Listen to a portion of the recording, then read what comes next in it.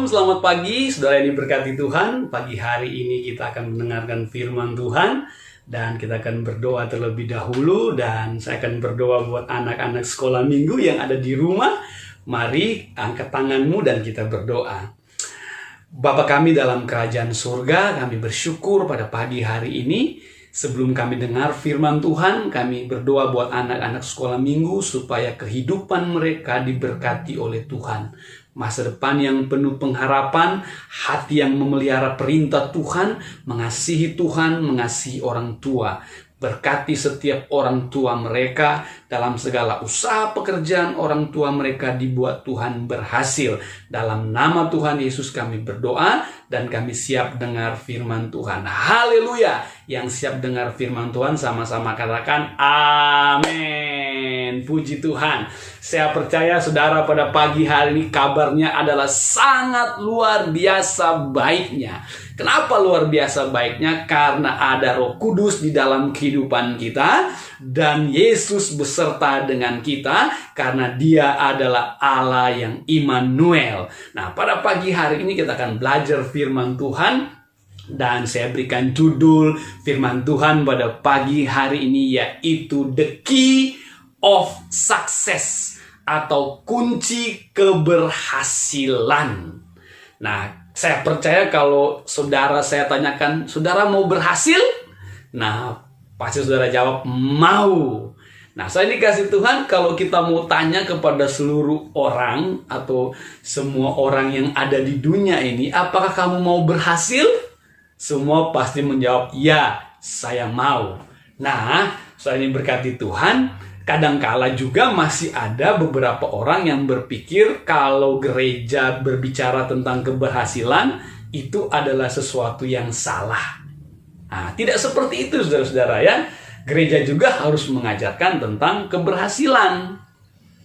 Tetapi bukan itu yang menjadi fokus atau setiap hari kita ajarkan tentang berhasil, kemudian hidup makmur, dan lain sebagainya. Bukan begitu saudara-saudara.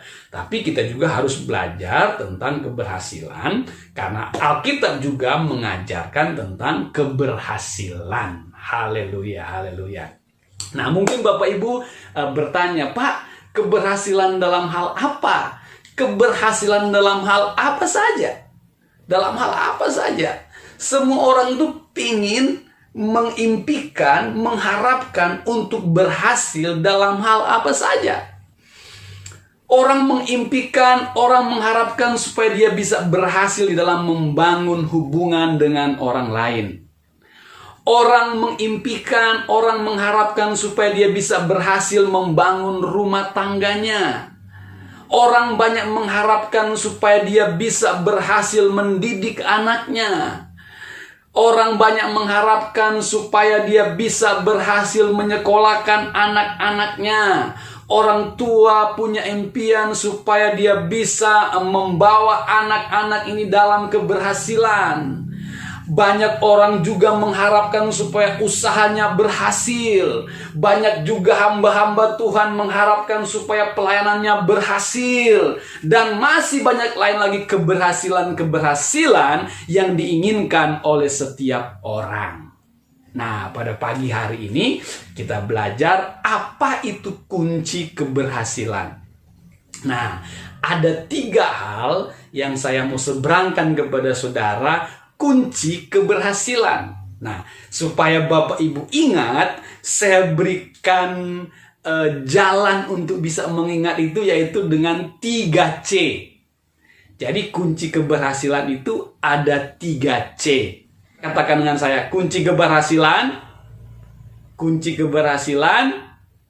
ada 3C. 3C. Nah, kita lihat yang pertama. Kita baca dulu di dalam kitab Mazmur pasal yang pertama, ayat 1 sampai ayat yang ketiga. Begini kata firman Tuhan. Berbahagialah orang yang tidak berjalan menurut nasihat orang fasik, yang tidak berdiri di jalan orang berdosa, dan yang tidak duduk dalam kumpulan pencemooh. Tetapi yang kesukaannya ialah Taurat Tuhan, dan yang merenungkan Taurat itu siang dan malam. Garis bawahi kata siang dan malam. Ia seperti pohon yang ditanam di tepi aliran air, yang menghasilkan buahnya pada musimnya, dan yang tidak layu daunnya. Apa saja yang diperbuatnya berhasil.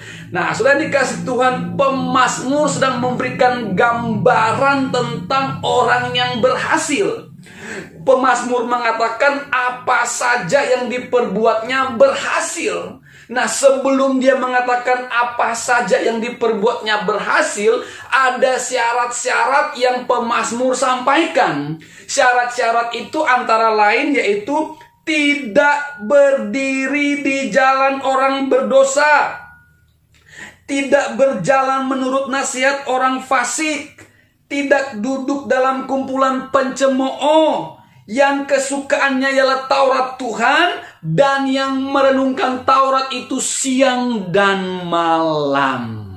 Nah, coba saudara bayangkan kalau saudara adalah orang yang setia merenungkan firman Tuhan itu siang dan malam. Nah, berarti saudara komitmen. Nah, kunci yang pertama untuk meraih keberhasilan yaitu komitmen.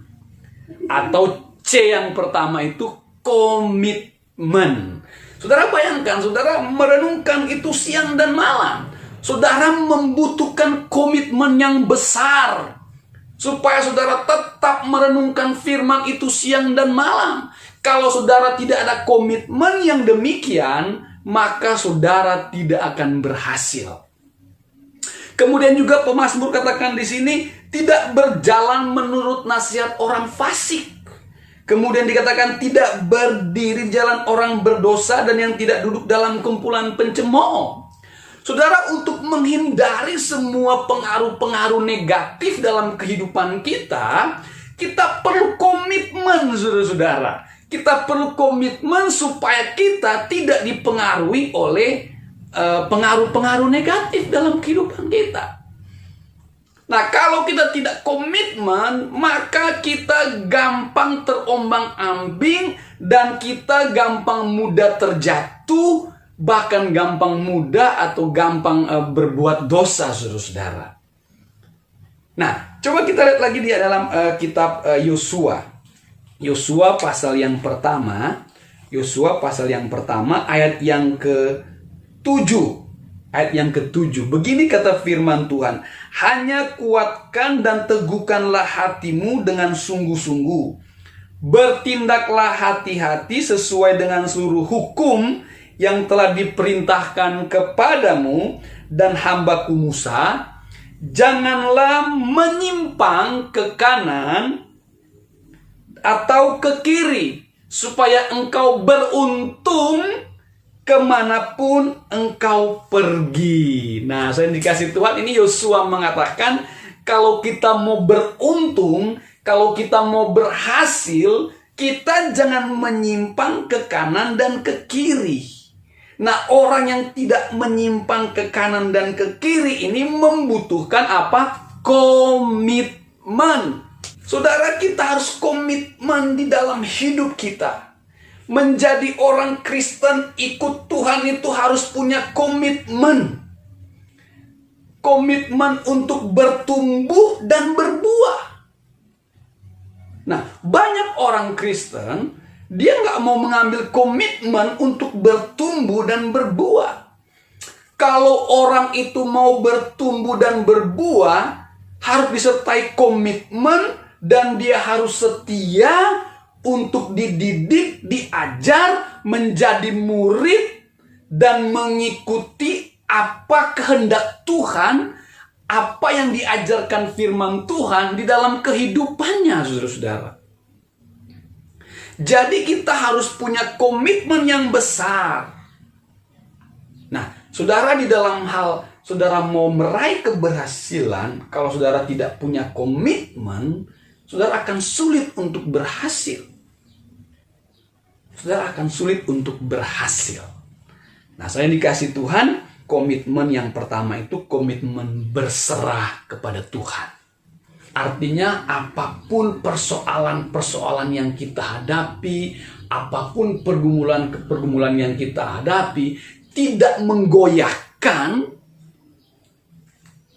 tidak membatalkan apa yang kita sudah komit di dalam hidup ini untuk kita lakukan.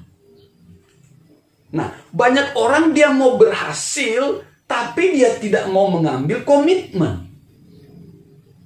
Kita harus benar-benar siap untuk bayar harga demi sebuah tujuan yang kita inginkan dalam hidup ini, demi sebuah keberhasilan. Kita harus berani bayar harga, harus berani komitmen dengan apa yang kita sudah lakukan dan apa yang kita sudah buat. Nah, soalnya diberkati Tuhan, komitmen berserah kepada Tuhan artinya benar-benar kita menaruh kepercayaan kepada Tuhan. Yang kedua yaitu komitmen ikut Tuhan. Artinya kalau kita sudah benar-benar membangun sebuah komitmen untuk ikut Tuhan, tantangan apapun yang terjadi, kita tetap ikut Tuhan. Kita tidak mundur, kita tidak lemah iman, kita tidak goyah, dan lain sebagainya. Karena apa? Karena kita sudah buat komitmen. Nah, kunci yang pertama untuk berhasil yaitu komitmen. Itu C yang pertama. Yang kedua, saudara-saudara, untuk kita mencapai keberhasilan, kita perlu connection. Nah, kalau pertama komitmen, yang kedua atau C yang kedua connection. Apa itu connection? Keterhubungan. Keterhubungan. Nah, keberhasilan kita juga ditentukan dengan siapa kita bergaul, dengan siapa kita membangun hubungan. Kalau saudara membangun hubungan dengan orang yang salah, yang justru banyak menjatuhkan atau mau menjerumuskan hidup saudara, saudara tidak akan meraih keberhasilan. Saudara akan mengalami masa-masa sulit terus dalam hidup saudara. Nah, coba kita lihat ayat firman Tuhan. Di dalam 1 Korintus 15 ayat yang ke-33. Begini kata firman Tuhan, janganlah kamu sesat, pergaulan yang buruk merusakkan kebiasaan yang baik. Nah, pergaulan yang buruk merusak kebiasaan yang baik. Pertemanan yang buruk, connection dengan orang yang buruk akan merusak kebiasaan kita, saudara. Oleh sebab itu, kita harus membangun koneksi atau hubungan dengan orang-orang yang kita lihat atau yang kita anggap layak, karena mereka adalah orang-orang yang menyupport kita, yang mau mendukung kita kepada keberhasilan. Kepada keberhasilan, saudara. Oleh sebab itu, marilah kita coba bergaul dengan orang-orang yang tidak mempengaruhi saudara dengan hal yang negatif. Nah, kita boleh mungkin punya teman, tapi kita boleh memilih, dalam arti orang yang terdekat dengan kita itu kita bisa tentukan. Kita bisa berteman dengan siapa saja. Ya. Jadi level-level pertemanan itu harus kita tahu. Yaitu ada teman yang benar-benar ada dekat dengan kita, yang saya boleh katakan yang hampir setiap hari kita bergaul, kita ngomong, kita komunikasi, dan lain sebagainya. Ada teman-teman juga yang levelnya itu masih di bawah orang yang dekat dengan kita. Nah, itu level-level pertemanan, saudara. Nah, saya mendorong saudara supaya orang-orang yang ada di level dekat dengan saudara, atau saya katakan dengan ring 1, itu adalah orang-orang yang benar-benar saudara pilih, yang saudara sudah seleksi bahwa orang-orang ini yang akan menolong saya, yang akan memberikan masukan-masukan yang benar, yang akan mendukung saya ketika saya mengalami masa-masa susah, ketika saya mengalami masa-masa khawatir, cemas, dan lain sebagainya. Orang-orang ini akan mendukung saya, mendorong saya. Itu namanya saudara sedang membangun hubungan dengan orang-orang yang benar. Saudara sedang bergaul dengan orang-orang yang benar. Nah, di dalam Amsal 13 ayat yang ke-20 firman Tuhan katakan, siapa bergaul dengan orang bijak menjadi bijak, Tetapi siapa berteman dengan orang bebal menjadi malang. Nah, saudara, saya ingat ada satu kalimat yang mengatakan begini. Show me your friend, I show your future. Wow. Tunjukkan kepada saya temanmu dan saya akan tunjukkan masa depanmu. Nah, artinya temanmu adalah teman seperti apa? Nah, apakah temanmu itu adalah orang yang mau membantu, mendorong engkau untuk meraih masa depan? Apakah temanmu itu adalah orang yang mau menolong engkau untuk berhasil? Itu semua terbangun di dalam apa? Connection, keterhubungan antara satu dengan yang lain. Nah, oleh sebab itu saya diberkati Tuhan. Kalau saudara mau berhasil, mari bangun hubungan. Koneksi saudara ada orang-orang yang benar. Adalah orang-orang yang mengasihi Tuhan, adalah orang-orang yang cinta Tuhan, yang mendukung saudara. Nah, kita sudah belajar yang pertama adalah komitmen, yang kedua adalah connection. Nah, sekarang yang ketiga, saudara-saudara. Kita lihat yang ketiga, C yang ketiga. Kunci keberhasilan adalah seperti apa? Saya menggunakan kata kompromi. Ya, kompromi. Yang pertama itulah komitmen, yang kedua adalah connection, yang ketiga adalah kompromi, ya, kompromi. Nah, compromise itu dari dua kata, com dan promise. Com itu berasal dari bahasa Latin yang artinya di dalam. Kalau promise itu dari bahasa Inggris yang artinya janji, berarti di dalam perjanjian. Nah, kalau saya pakai bahasa sekarang atau bahasa saya itu namanya compromise itu atau kompromi itu adalah setuju dengan apa yang kita mau kerjakan. Setuju dulu, ya. Saudara mau mengerjakan apa dalam hidupmu, saudara harus setuju dulu. Saudara harus kompromi dengan pekerjaan itu. Coba saudara bayangkan kalau saudara tidak suka, saudara tidak kompromi dengan pekerjaan saudara. Wow, saudara akan begitu susah mengerjakannya. Dan saudara akan begitu gelisah. Dan saudara akan terus merasa tertekan kalau saudara tidak kompromi dengan pekerjaan saudara. Nah, orang yang mau berhasil dalam hidup ini, dia harus berani kompromi atau setuju dari awal bahwa apa yang dia kerjakan ini adalah pekerjaan yang benar-benar dia suka, dia setujui, dia minati, sehingga dia mau mengerjakan ini tidak setengah-setengah. Dia kerjakan dengan sepenuh hati. Nah, kita baca firman Tuhan di dalam kitab Pengkhotbah 9 ayat yang ke-10. Firman Tuhan berkata begini, saudara-saudara. Saya ambil dalam terjemahan Indonesia masa kini. Kerjakanlah segala tugasmu dengan sekuat tenaga. Wow, luar biasa ya. Kerjakanlah segala tugasmu dengan sekuat tenaga. Sebab nanti tidak ada lagi pikiran atau kerja. Tak ada lagi ilmu atau hikmat di dunia orang mati. Dan kesanalah engkau akan pergi. Nah, saya coba seberangkan firman Tuhan ini, ayat ini dengan bahasa begini. Kalau kita mau mengerjakan pekerjaan, lakukanlah itu dengan sungguh-sungguh.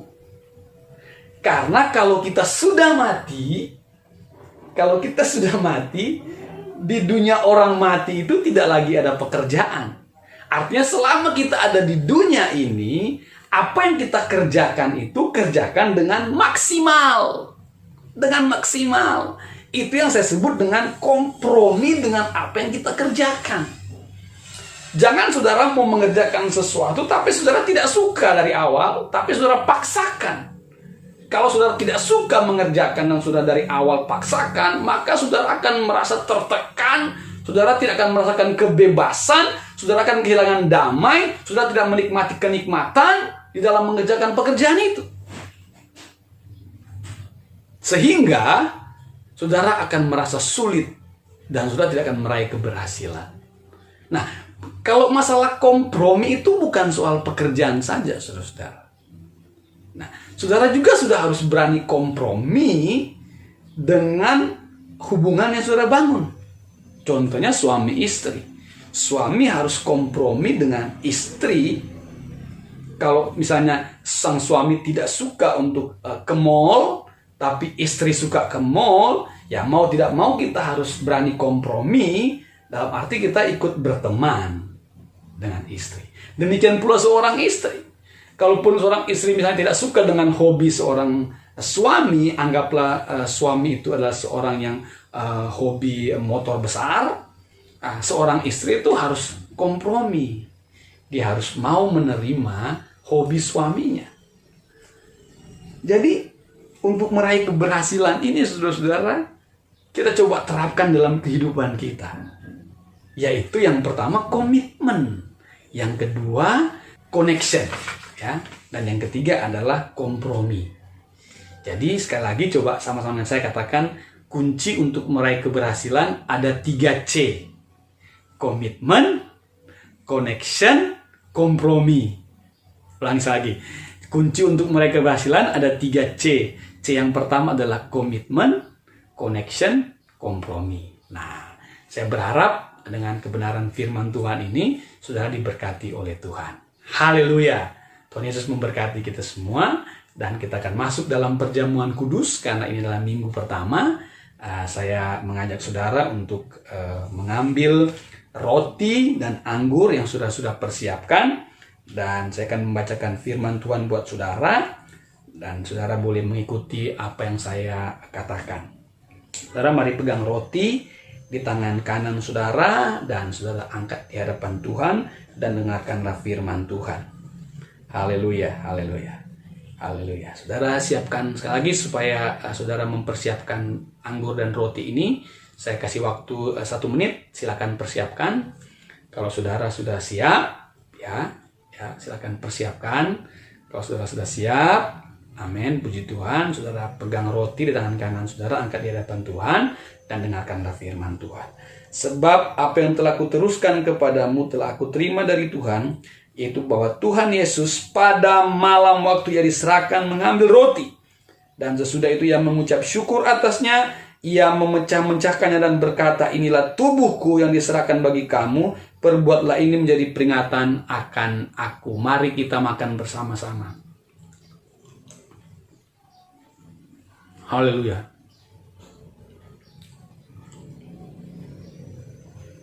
Amin, amin, haleluya. Syukur bagimu Tuhan. Haleluya. Saudara pegang cawan tangan kanan saudara dan saudara angkat di hadapan Tuhan dan saudara dengarkanlah firman Tuhan. Demikian juga yang mengambil cawan sesudah makan lalu berkata, cawan ini adalah perjanjian baru yang dimeteraikan oleh darahku. Perbuatlah ini setiap kali kamu meminumnya menjadi peringatan akan aku. Sebab setiap kali kamu makan roti ini dan minum cawan ini, kamu memberitakan kematian Tuhan sampai ia datang.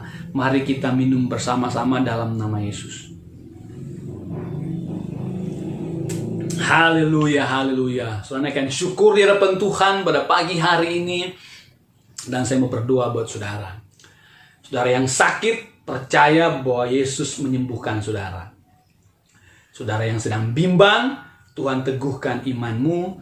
Saudara yang sedang susah, Tuhan menghibur saudara pada pagi hari ini. Bapa di surga, kami bersyukur buat segala anugerah dan kebaikan Tuhan dalam hidup kami. Dan pagi hari ini yang berdoa buat setiap mungkin orang-orang yang sedang mendengarkan atau sedang mengikuti ibadah lewat online pada pagi hari ini yang sedang sakit. Oleh bilur-bilur Tuhan Yesus, mereka disembuhkan oleh Tuhan dalam nama Tuhan Yesus. Hamba juga berdoa yang sedang bimbang diteguhkan oleh Tuhan, yang lemah dikuatkan, yang susah dihiburkan oleh Tuhan. Hamba berdoa buat setiap orang yang mendengarkan firman Tuhan, yang mengikuti perjamuan pada pagi hari ini, kehidupan mereka dijaga, dibela, dipelihara oleh Tuhan. Dan hamba berdoa di sepanjang minggu yang berjalan ini, Tuhan buat berhasil segala yang mereka kerjakan. Dalam nama Tuhan Yesus Kristus. Ini doa kami ya Tuhan. Kami angkat tangan di hadapan-Mu dan kami terima berkat Tuhan pada pagi hari ini. Saudaraku, terimalah berkat Tuhan damai sejahtera daripada Allah Bapa, kasih karunia dari Tuhan Yesus Kristus, dan persekutuan dengan Allah Roh Kudus menjadi bagian kita semua mulai hari ini sampai selama-lamanya. Haleluya. Yang diberkati Tuhan sama-sama katakan amin. Puji Tuhan Bapak Ibu yang dikasihi Tuhan, kita sudah selesai dengan ibadah kepada kita pada pagi hari ini. Tetap semangat, tetap berdoa. Tuhan Yesus memberkati kita semua. Haleluya. Tiada